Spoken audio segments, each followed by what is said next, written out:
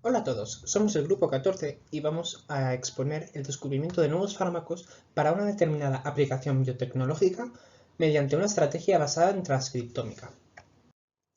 Aquí podéis leer el índice que vamos a seguir durante toda esta exposición. Bien, pues empezaremos con una introducción sobre la enfermedad del Parkinson. El Parkinson es un trastorno neurodegenerativo que afecta a más de 6 millones de personas en el mundo, generalmente de edad superior a los 65 años.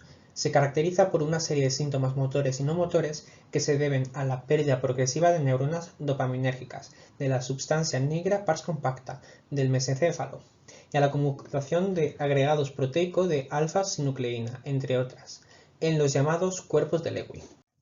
La mayoría de los pacientes presentan casos idiopáticos, manifestaciones de la enfermedad de forma espontánea, sin indicios de antecedentes familiares ni causa conocida. En cambio, el otro 10% de los pacientes presentan variantes monogénicas causadas por mutaciones deleterias y de elevada penetrancia en genes directamente relacionados con la enfermedad. Varios estudios de GWAS han permitido examinar e identificar más de 90 indicadores de riesgo independientes, los denominados genes monogénicos, de la enfermedad, como LRK2, SCNA o GBA. Permiten utilizar sistemas animales o celulares para replicar las condiciones patológicas y evaluar los mecanismos del Parkinson. En este tipo de estudios se trabaja tanto como la enfermedad esporádica como monogénica. Una barrera importante en la investigación del Parkinson es la dificultad que supone la utilización de tejido cerebral vivo en estudios invasivos, ya que requieren la destrucción del mismo para analizar los componentes celulares. Las células madres pluripotentes inducidas solucionan este problema, posibilitando el uso de células somáticas obtenidas a partir del tejido de fácil acceso de donantes, que serán reprogramadas a células madres pluripotentes, las cuales podrán diferenciarse a su vez en neuronas dopaminérgicas que conservan todas las variantes genéticas de riesgo y la estructura funcional de las mismas. Además es compatible con las herramientas de transcriptómica, es decir, RNA-seq. Por tanto, el transcriptoma es el conjunto de transcriptos o moléculas de RNA presentes en una célula en un momento concreto y en condiciones determinadas. Las herramientas de transcriptómica permiten, entre otros, cuantificar los niveles de expresión génica. Los análisis de datos transcriptómicos pueden ayudar en el descubrimiento de nuevos fármacos identificando y redefiniendo aquellas moléculas que consigan restablecer la expresión génica de las células enfermas hasta niveles basales, identificando así las dianas de las moléculas. En este estudio se pretenden encontrar nuevos fármacos mediante el estudio del perfil transcriptómico en distintos pacientes de Parkinson, llevando a cabo un rastreo de fármacos potencialmente útiles. Pasaremos al rastreo de fármacos in silico. Los pasos establecidos para el proceso de Drug Discovery son selección de la diana, identificación de hits, optimización de los fármacos potenciales y estudios clínicos y preclínicos. Para minimizar la gran cantidad de dinero que supone el proceso, se recurre al diseño de fármacos asistido por computadora, CAD, y al cribado de alto rendimiento, HTS. En este estudio se opta por este último y concretamente se emplea el cribado virtual, VS. El Virtual Screening se trata de una herramienta computacional para identificar moléculas con actividad biológica de interés, partiendo de una base de datos preexistente. De manera resumida, se pueden distinguir dos categorías de Virtual Screening, basadas en ligando o basadas en estructura. Se elige las basadas en estructura, que intenta predecir el mejor modo de interacción entre dos moléculas para formar un complejo estable y emplea funciones de scoring o puntuaje para estimar la fuerza de las interacciones no covalentes entre un ligando y un objetivo molecular. Este tipo de tecnología se puede resumir en tres pilares: la biblioteca de componentes químicos, la estructura 3D del receptor y el acoplamiento molecular. Bien, pues el primer paso es el uso de bibliotecas de moléculas de alta calidad, de manera que la planificación, selección y adquisición de las mismas esté fundamentada en cuestiones prácticas y especulativas, sobre todo en base a conocimiento previo relacionado con el sitio de unión. Una de las bibliotecas de moléculas más importantes y la seleccionada para este estudio es la base de datos de Ensembl, que es pública y contiene información sobre aproximadamente 1,5 millones de químicos con evaluaciones de las propiedades ADMET: absorción, distribución, metabolismo, excreción y toxicidad in vivo. Debido a la gran extensión de moléculas en esta librería, hay que utilizar una serie de filtros previos como, por ejemplo, Rule of Five. una regla empírica que permite medir la capacidad farmacológica de ciertos medicamentos, centrándose en la absorción y permeabilidad en base a una distribución de propiedades calculadas en fármacos estudiados para la administración oral. Pasamos al segundo pilar. Es de suma importancia la elección del receptor sobre el que se va a realizar el cribado, ya que su interacción con el fármaco debe producir un cambio en el perfil transcriptómico de células enfermas. Los receptores de glutamato cumplen lo descrito y se ha comprobado que participan en la excitabilidad neuronal, liberación del transmisor y plasticidad sináptica a largo plazo, y están relacionados con el proceso alterado de neurotransmisión. Entre los receptores de glutamato destacamos los ionotrópicos y los metabotrópicos. Hasta ahora se han caracterizado 8 subtipos de receptores de glutamato metabotrópicos y se dividen en 3 subgrupos basándose en la homología de secuencia, mecanismo de transducción de señales y perfil farmacológico. Dentro de los receptores metabotrópicos se ha observado elevados niveles de expresión de mGlu-R5 en determinadas regiones telencefálicas de pacientes, como por ejemplo la corteza cerebral, hipocampo, subículo, etc. Varios estudios han demostrado que los antagonistas de este receptor ejercen efectos anti-parkinsonianos en diferentes modelos animales de la enfermedad. Un segundo receptor sería el NMDA, que es de tipo ionotrópico, que a pequeñas dosis de antagonistas aplicadas aumenta sinérgicamente la eficacia antiparkinsoniana de ciertos fármacos dopaminérgicos que se emplean como tratamiento actual contra la enfermedad. Por otro lado, la amplia expresión de los receptores de NMDA y la excitación generalizada que estimula este receptor han dado lugar a la preocupación de que la inhibición global de estos receptores pueda dar lugar a diversos efectos secundarios no deseados. Por ello, las investigaciones recientes se centran en que los fármacos actúen selectivamente sobre subunidades de este receptor, como es la NR2B, ya que probablemente sean más efectivos. Para ya acabar con el Virtual Screening, el tercer pilar es el Molecular Docking, que pretende predecir la estructura del complejo intermolecular formado por el receptor y la colección de proteínas de la base de datos, el CHEMBEL.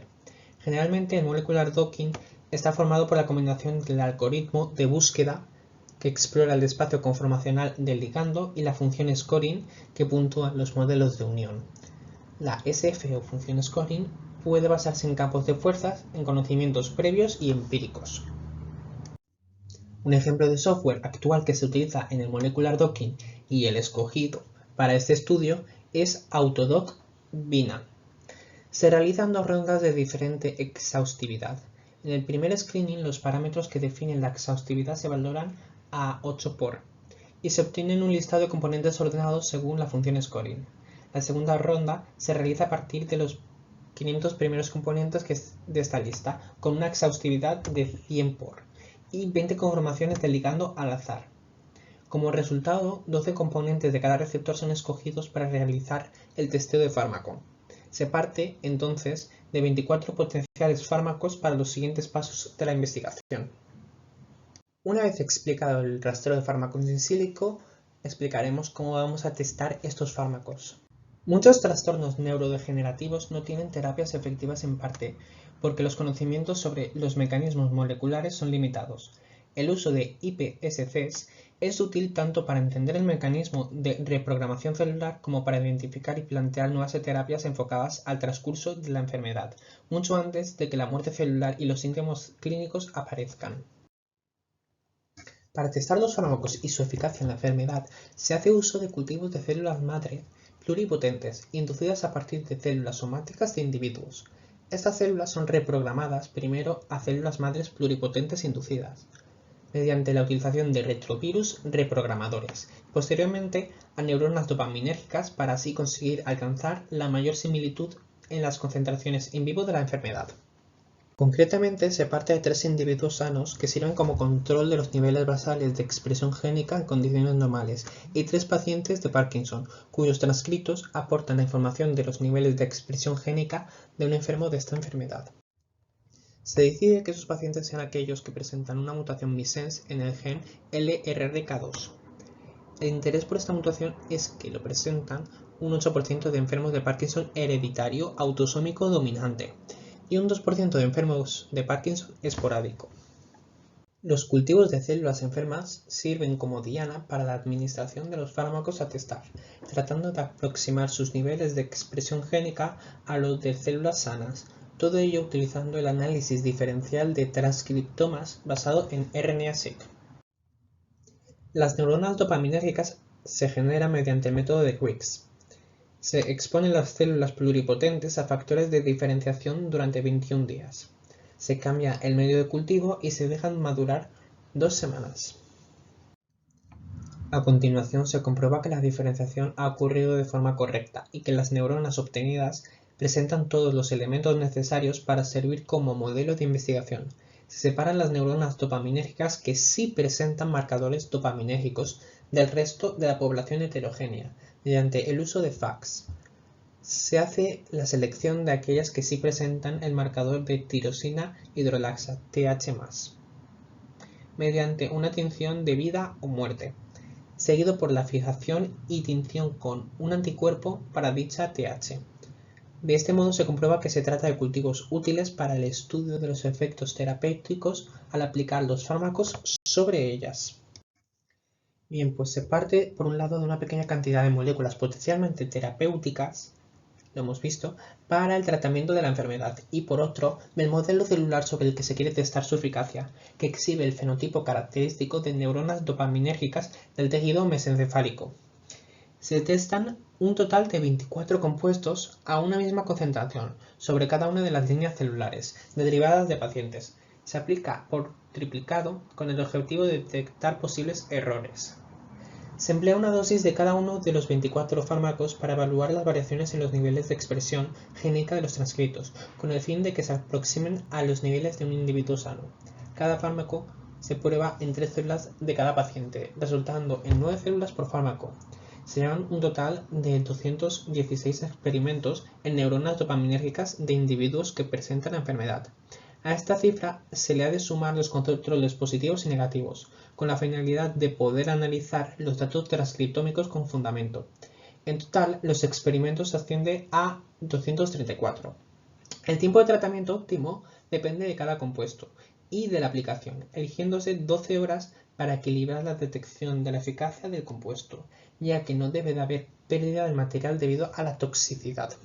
Una vez administrado cada fármaco, se procede a extraer el RNA de cada una de las muestras, así como el RNA procedente de individuos sanos, empleando como control de los niveles de expresión génica normal, y enfermos como referencia de los perfiles transcriptómicos que se pretenden regular.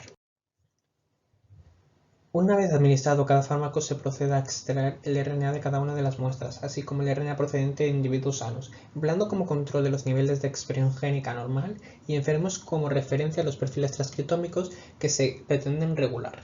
Para la extracción de RNA se utiliza un microkit RNA-easy de Quingen. Este kit está diseñado para el aislamiento del RNA total de forma fiable a partir de pequeñas cantidades de células, incluida una sola célula, así como de pequeñas cantidades de tejidos estándar.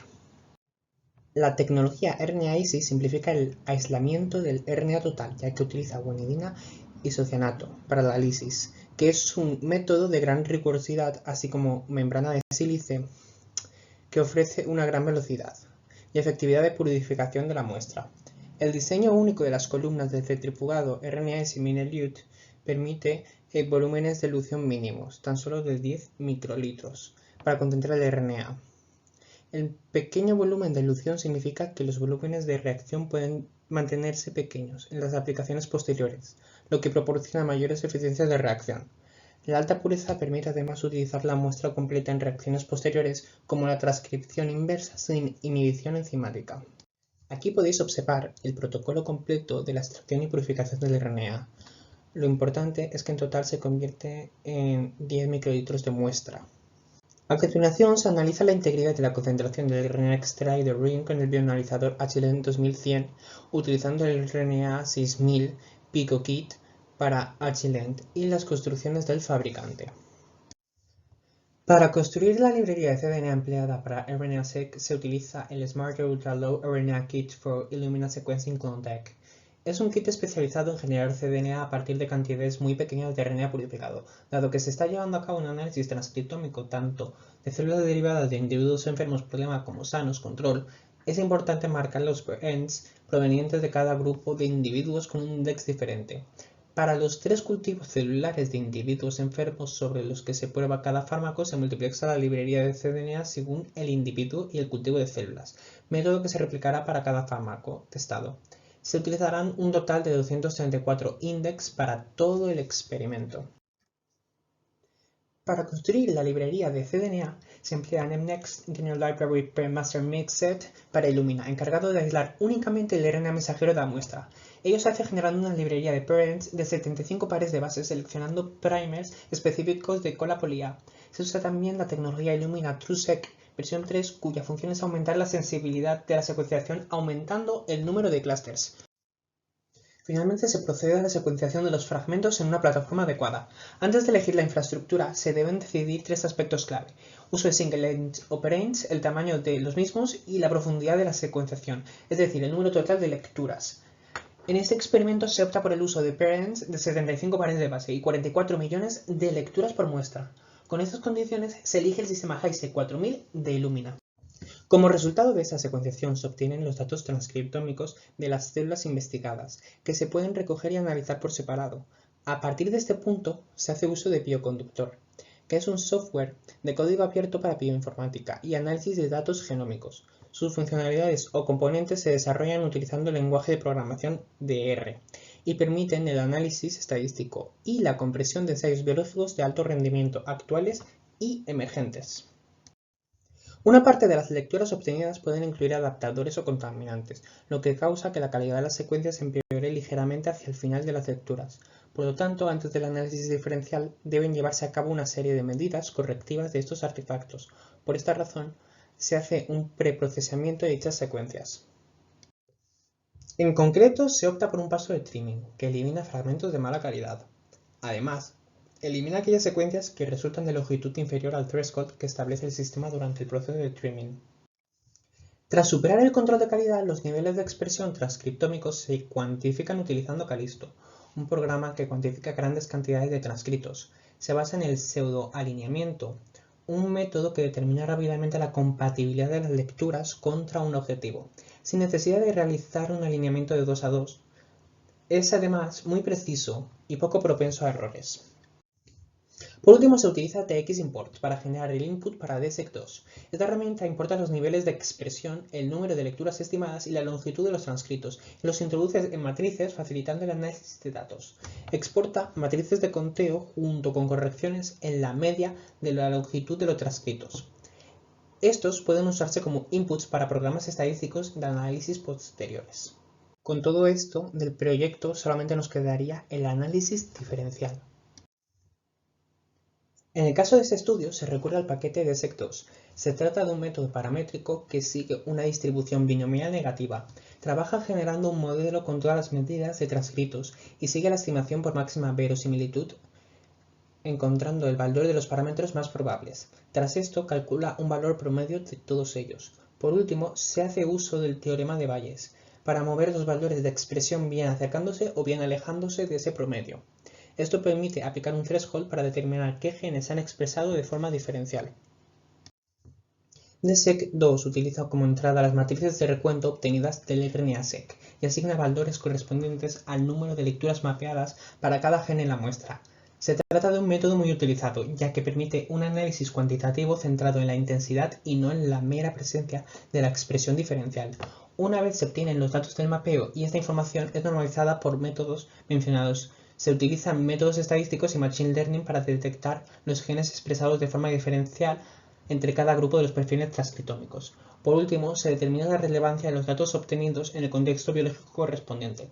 Finalmente, se llevan estudios posteriores a aquellos fármacos que muestran una acción de neuroprotección significativa en el modelo de neuronas dopaminérgicas derivadas del iPSC de pacientes con enfermedad de Parkinson, tras el análisis de los perfiles transcriptómicos obtenidos. Ya para finalizar, abordaremos el tema del presupuesto. Finalmente, aquí podéis observar los materiales que prevemos utilizar en este proyecto y su presupuesto final, siendo de un total de 22.670,10 euros, a falta de sumar el coste de Smarter Ultra Low RNA Kit para poder llevarse a cabo. Gracias por su atención.